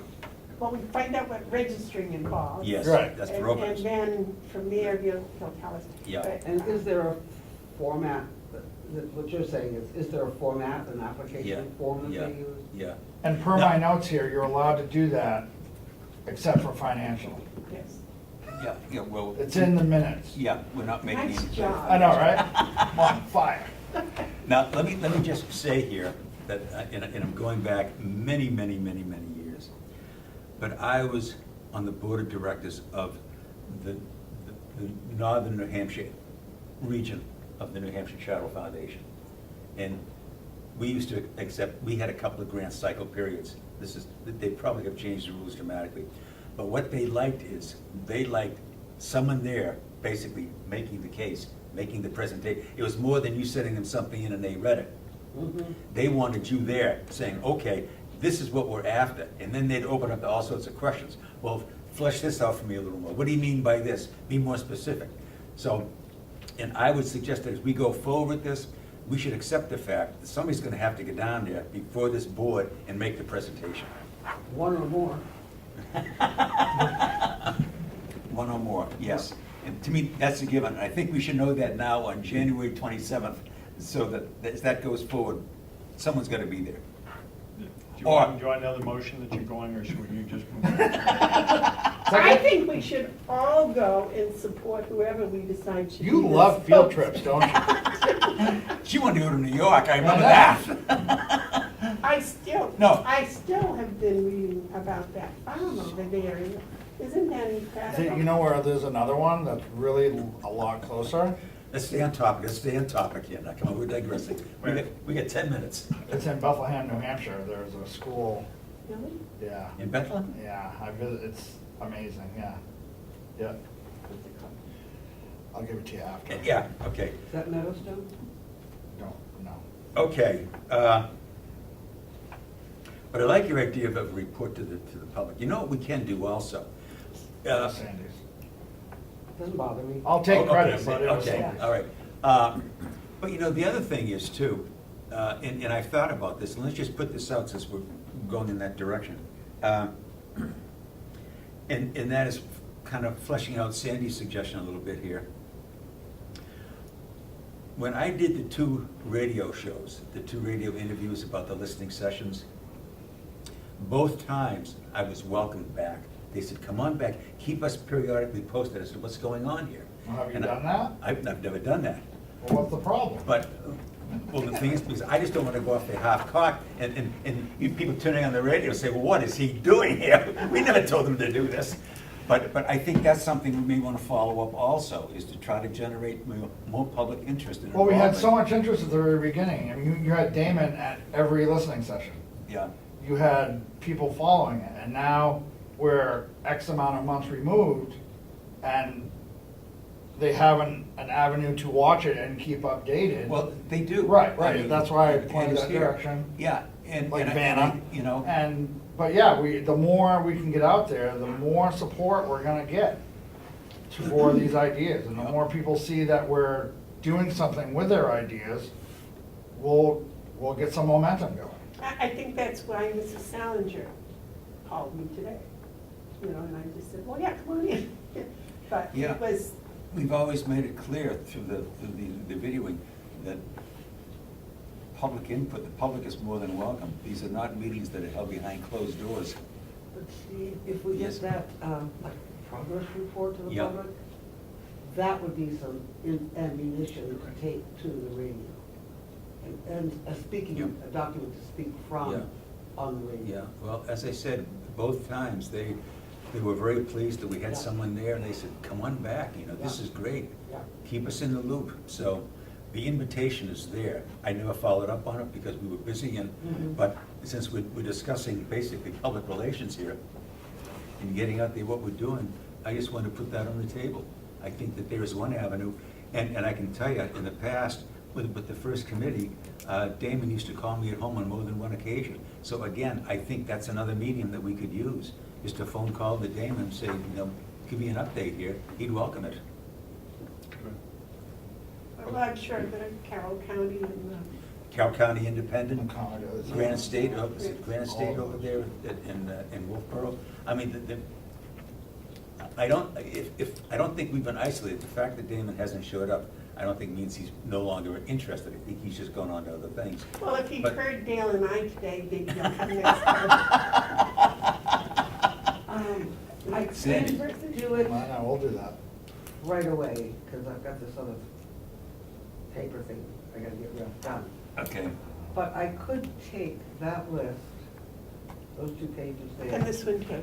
And that one there, and build, I mean, I do a lot of things with spreadsheets. Build a spreadsheet, we have our couple, 2 or 3 more columns, where we just have a little, who we contacted, at least group, and what our resolution is.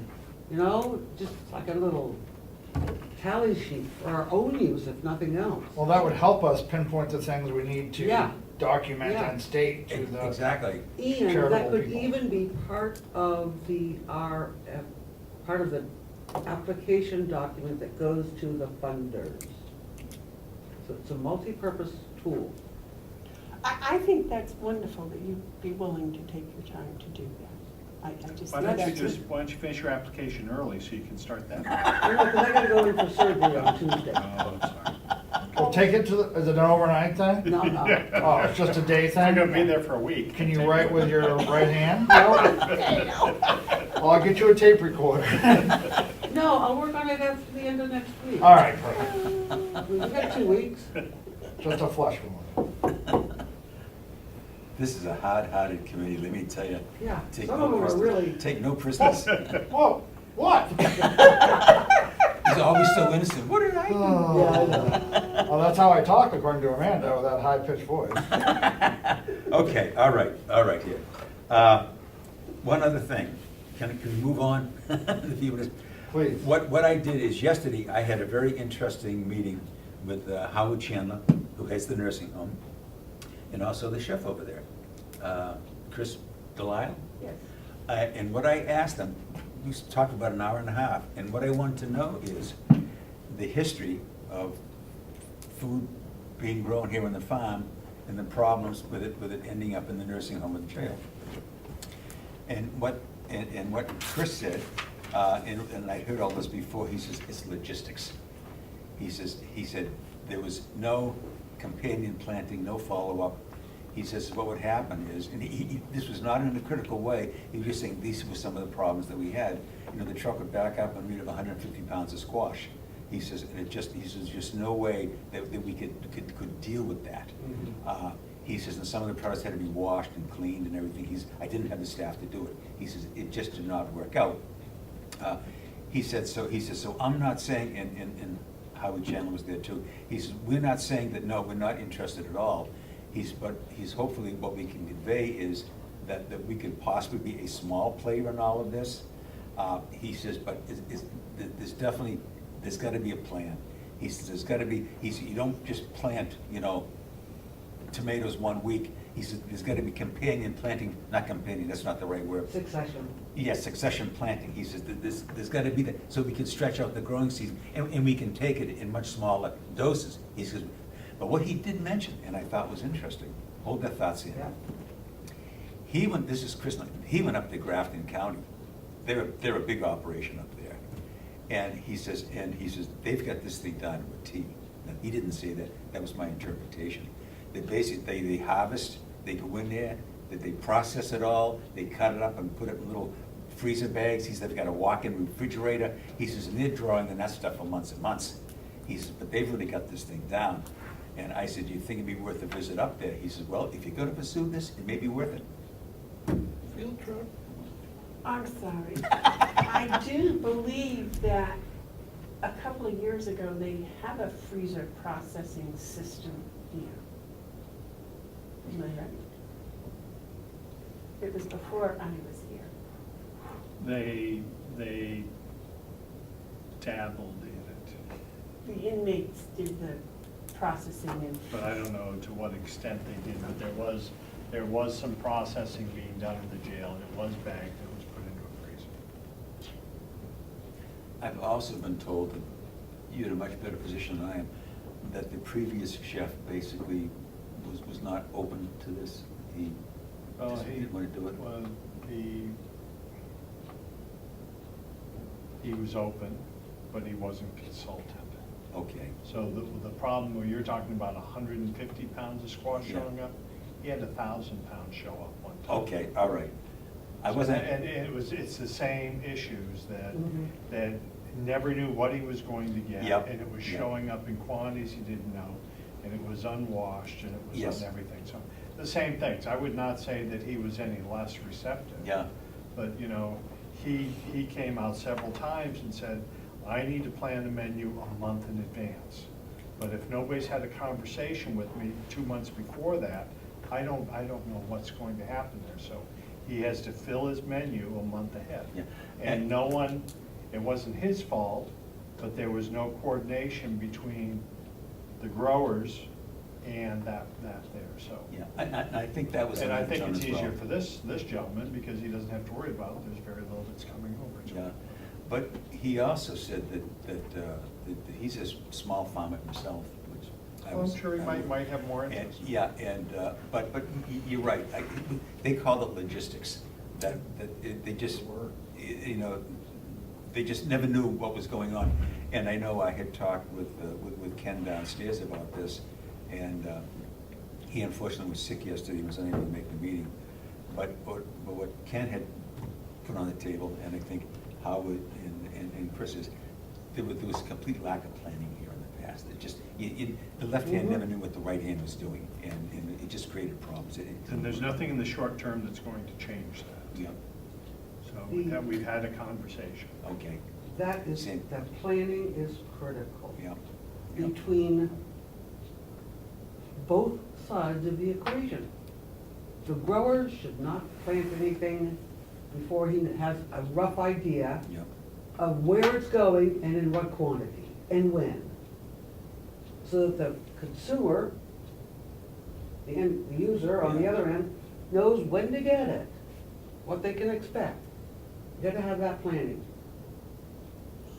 'Cause you come up with 1,000 pounds Yeah. of squash on my door yeah, yeah, with no word? yeah, I know. And one of the big problems today, those several, but one of them is labor. Mhm. Because Sandy will tell you, raising vegetables is a labor-intensive Yeah, operation. Yep. Harvesting vegetables is a labor-intensive operation.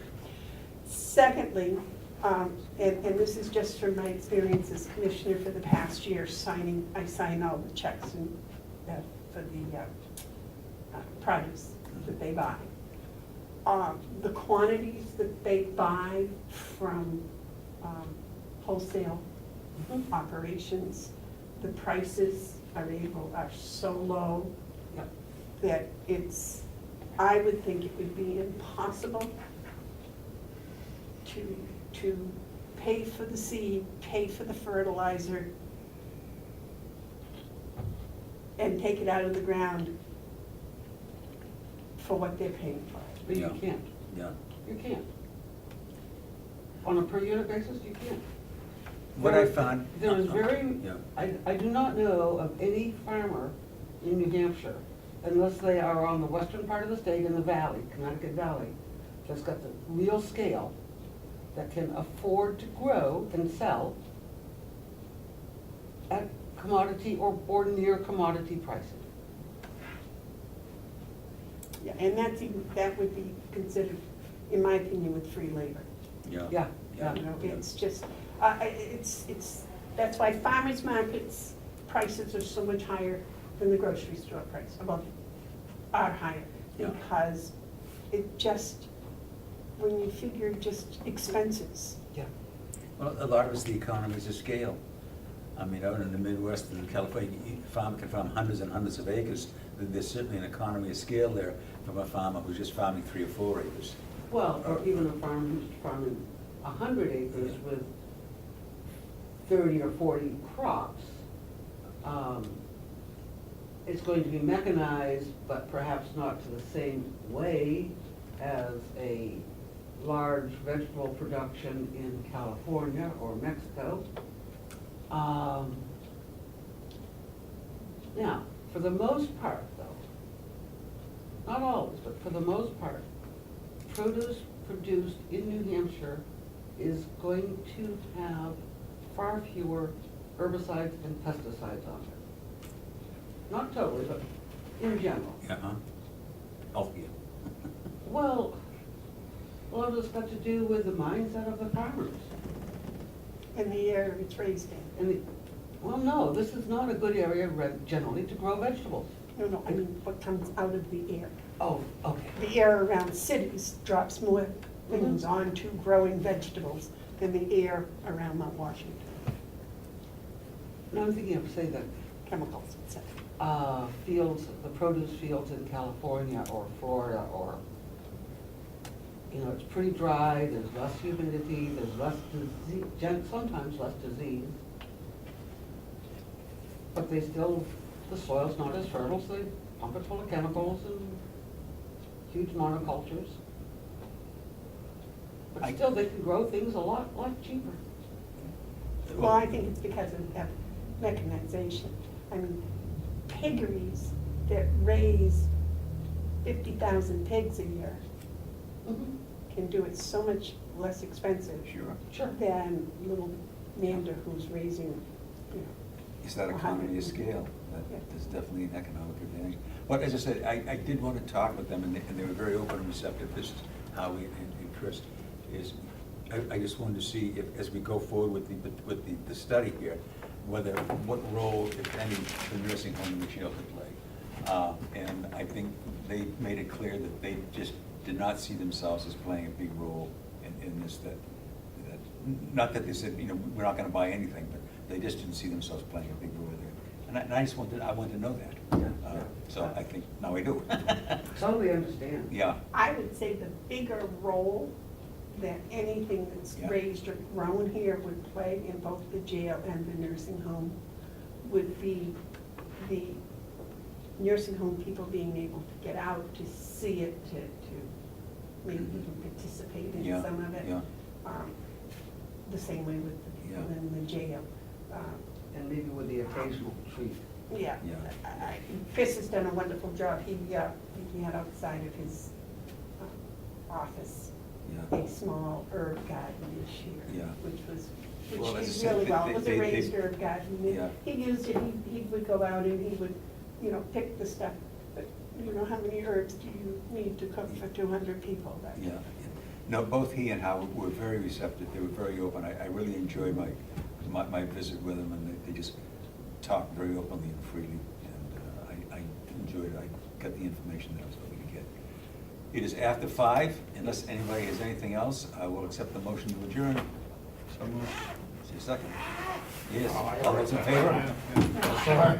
And everybody's gonna write their impression of what an Yes. agricultural Yeah.